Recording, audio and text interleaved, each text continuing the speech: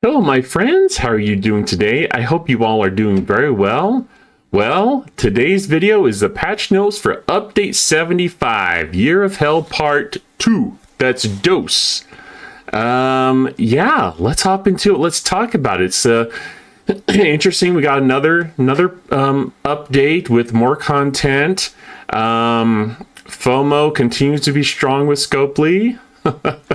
And I had someone that left a comment on one of my in my most recent video I made about that that very thing. They basically said, you know what, I didn't get the ship last time, I won't get it this time, and since I didn't get it last time, you know what happened? Nothing bad happened. Life continued to go on. Ain't that the truth? Ain't that the truth? So if you don't got the money, don't feel bad. Just hang out with the rest of us. As I said before, I bought an electric guitar, and so I'm going to be tapped this month. So I won't be getting the new ship myself unless, like, Scopely wants to send that my way. Then I will test it out for you and all the things. But we'll talk about it. I've been able to play the game a little bit today, just briefly on my lunch break, trying to get this video out to you all. So let's hop into it. Let's talk about it. And just before we hop into a couple of quick things, one, there's a couple of things I really want to point out to you all as a community. Now, one benefit that I offer that not everyone has to do, but I have a couple of people that, due to their generosity, and it doesn't cost them much, but they have subscribed as members on the YouTube channel, and I try to always make my videos available to them first, at least in the morning, and release it later to everyone else. Something like that. I'd like to give them the first chance as kind of an added benefit for them. So since some of the information here is rather time sensitive, and you'll kind of know about that in a minute here. Hopefully I'm getting out to you in time for this. I want to just give a quick shout out to my YouTube members here in the video rather than at the end. So thank you, Chris Baker and Steve Hartman. Really appreciate you. It's not a huge amount, but anything that people are able to do to kind of help support me and make it easier for me to be able to support this, provide this content is truly appreciated. And obviously you all subscribing and hitting the bell notifications, when I make new content, hitting that thumbs up, all of that, even if it's not paid support, it really does help get more of my videos out there, and does help support the channel too. So there's various ways to support, but because I'm going to just release this to everyone because of the time sensitive nature of some of it, hopefully you guys understand. Hopefully you know that I do try to make a priority to release content to you all first. But there's a couple of kind of warning things I want to send out to everyone, to the community. So let's hop into it. Let's talk about it, because why? The players matter.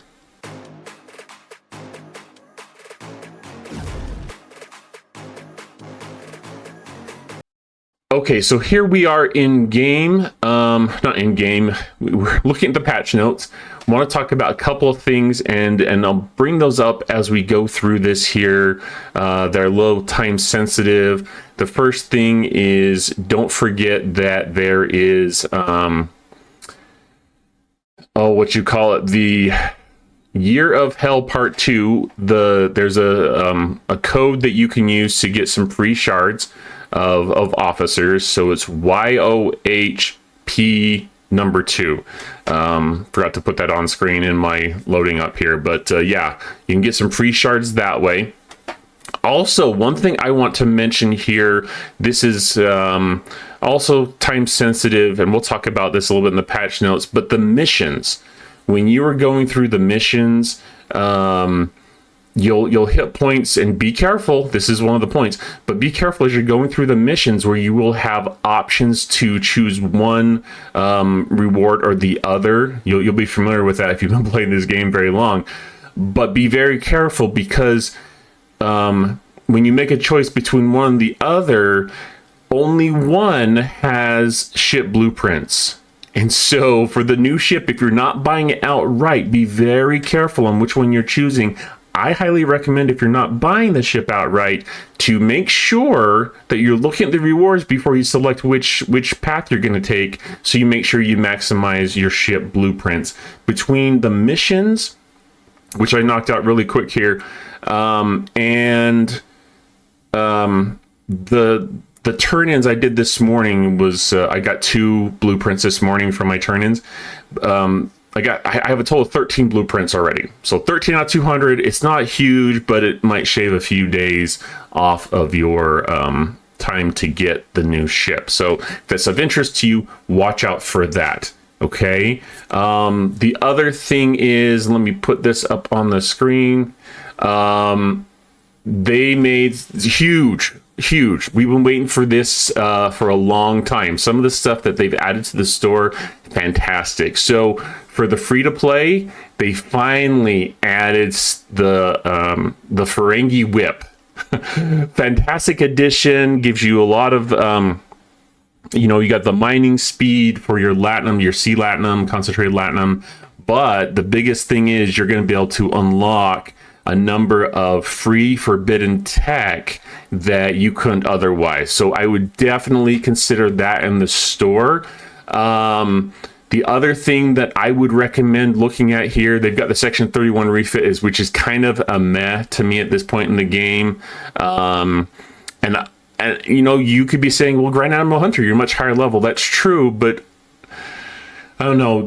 You get stuff through there that, like, you get more Lorca shards, but I don't think that it's a super huge win there. So you could tell me if you all agree or not.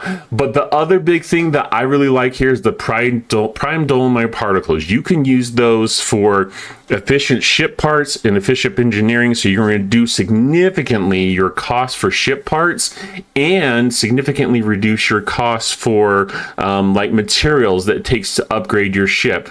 And when I talk about materials, it's not just like your ore, your crystal gas, right? It also includes something like titanium, which is a huge cost as you get into higher and higher tiers. So that's fantastic. Beryllium spheres to upgrade your NSEA, as well as the blueprints for that. So that's great, although there is sourcing for that in the game. Not as huge as like the Ferengi Whip and the dolomite particles, if you ask me. And then the Vindicator blueprints are going to be added. So that had only had sourcing through arenas, which was very difficult for a lot of people. And a lot of people have talked to me and they've said, Grand Admiral Hunter, I'm just skipping the Vindicator. I just don't even care because I can't do arenas, blah, blah, blah. So they're going to add that to the store. So we'll have to look at how the math kind of works out for everything. But huge additions to the store for this month. So check out those, see where you're at in your individual game, what has value to you, but consider those as some really great additions. And I'm really like hyping this up, I guess, in a way, mostly because they haven't, in my opinion, added anything of significant value to the store for a long time. So getting these items added that can really help your gameplay is huge. Just absolutely huge.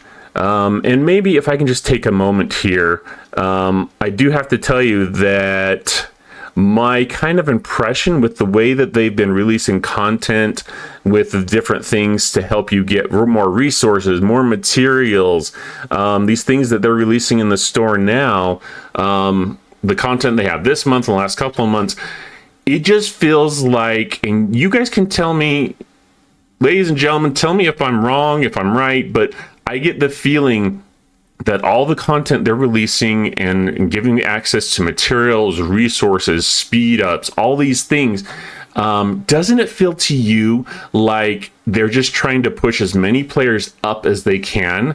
In other words, all of this content to push you up to higher and higher levels, it feels like they're trying to encourage all the players to get to a high enough level so they can release G7 content. What do you think?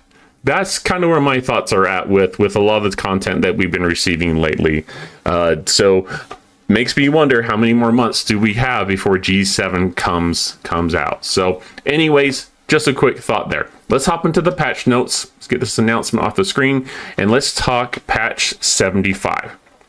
Okay, for me, not a lot of super like exciting things. I actually, I'm not super impressed with the store, the DTI faction. One reason why I did mention the how do you put this? One reason I did mention what I did about G7 coming out is this month and last month with the DTI faction, a component of that is getting more faction rep. And what do you need for more larger ships and so forth? You need faction reps. So they're adding other options for that. So we've seen lately resource materials, speed ups, faction rep. It's all part of the G7 push. Interesting.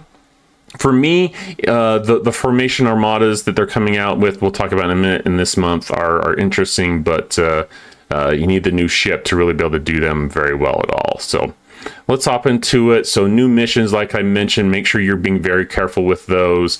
It's the Year of Hell mission that has the blueprints, so watch out for those. And then you've got the side mission one for Dr. Chaotica, which, I don't know. If you find that interesting, that can be fun to go through. Relativity ship, essentially you're taking the ship to hit the new formation armadas. When you go in game and you click on the armadas, there's going to be 3 nodes. One is like I can't remember what calls it, but it doesn't need any special. It doesn't need the relativity. You can use any ships on that. Okay. The other 2, you do need the relativity, and you have to switch the state of your relativity depending upon the node, whether it's anti-charged or anti-static, okay? And as far as I can tell, it says it has to be from the relativity. Now, is the game broken? Did they program that right? That's yet to be seen, to see if you can use the regular, if it's a bad programming, which, we've seen screw up from Scopely before.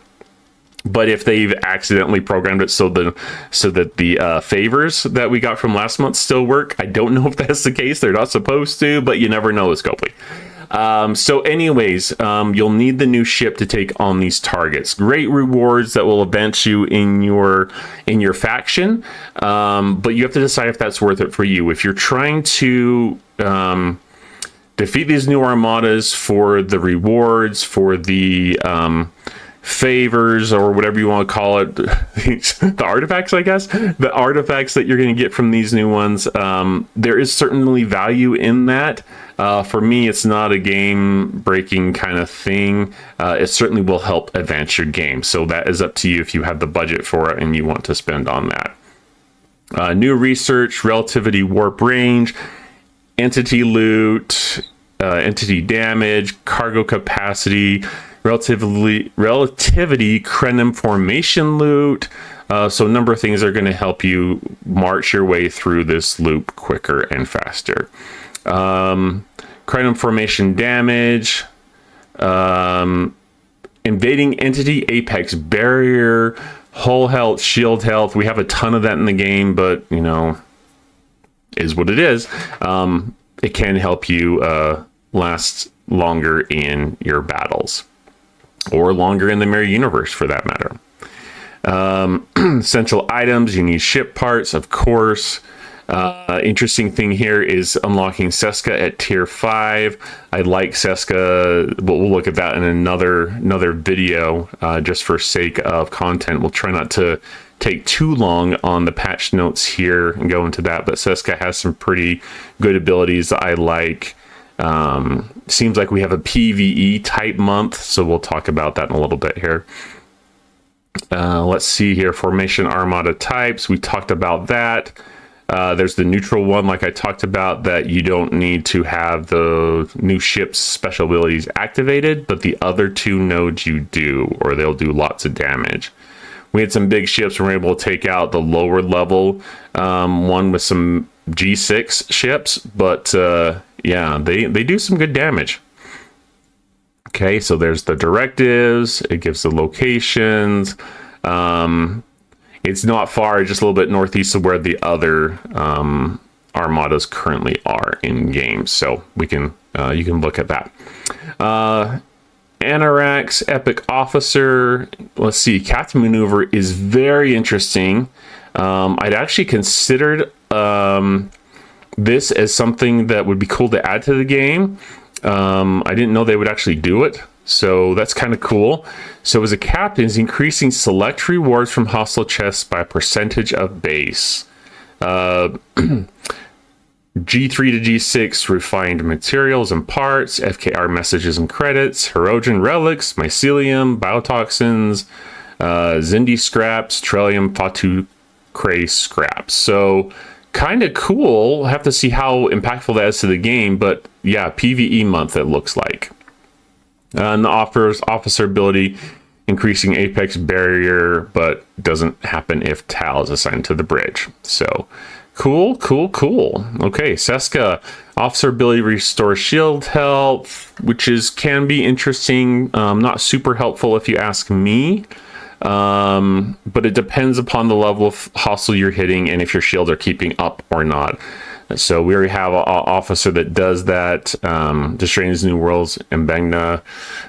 So that's kind of is what it is. But increasing critical hit damage by percentage each time you score a hit once per weapon when finding hostiles is below deck ability. I actually really like that ability. The percentage is pretty nice. Suitor, I guess, repairs a percentage of hull taken in the previous round of combat when fighting hostiles as an officer ability. That sounds pretty cool. It's kind of like pick Q below decks. So you can have a longer time that you're going to be able to hit hostiles, which can be very helpful.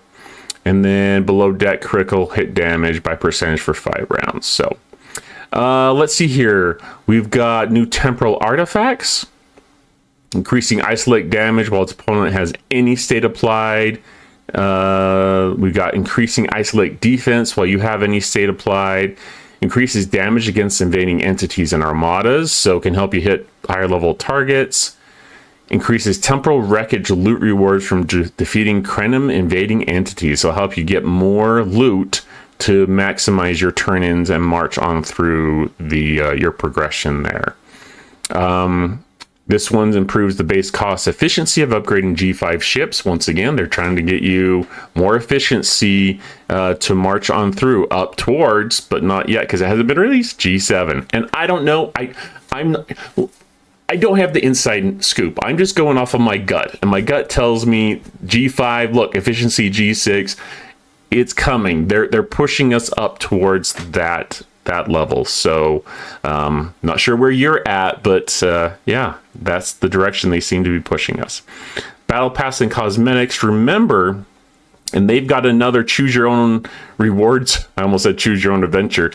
Choose your own rewards thing this month. Remember to save those so when they have tournaments, you can. Well, I guess this is. Oh, actually, I think this is actually just G6 players. I don't think. Remind me, but if I'm remembering wrong, but I don't think G5 and below. I don't think you all have the option in tournaments to turn in for rewards. But for those who are in the G6 area, remember to save your loot because you can turn that in later during tournaments for some easy 10,000 point wins. On that note, there's still other things like not turning in your Bajoran stuff. To get some easy wins in there as well. What else is there? If you don't turn in your regular opportunity chips, I think it is called, in the NX01 refinery, you can turn those in for some easy wins as well. And there's also the Borg turning in for directives for those acquire, typically a spend, but if you save those for the end of the month when tournaments comes out again, then yeah, it should be a good thing for you to get some easy points there and get some nice goodies that normally you'd have to spend hundreds of dollars or maybe even thousands of dollars on in the purchase store. So just a reminder there. Anyways, that's Year of Hell Part 2. We'll have to see how the events go, but great stuff coming out this month in the event store. And we'll have to see how the free-to-play sourcing goes. Unfortunately, it's going to be a 3-month or close to 3-month thing, but typical 100 days. I wish they would cut it down to 2 months. I think that's more optimal, but you know, I'm not the overlords at Scopely, and I don't make the financial decisions for them. So, anyways, let me know what you think. Hopefully the information we're releasing today is more than just your regular patch notes with those few little tidbits I added in. Hopefully you see that before you make some decisions in the game that you might regret, like not getting enough blueprints from those missions or what have you. So we'll keep releasing content this month. Hopefully this is helpful, and we will talk to you next time.